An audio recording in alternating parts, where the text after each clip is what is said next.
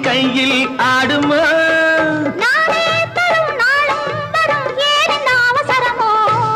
பச்சை கிளி முத்துச்சரம் முல்லை கொடி யாரோ பாவை என்னும் பேரில் வரும் தேவன் மகனி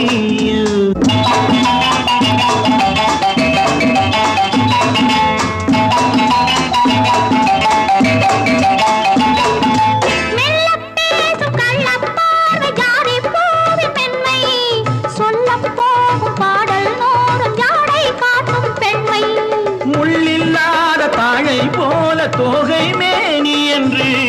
அள்ளும் போது மேலும் கீழும் ஆடும் ஆசை உண்டு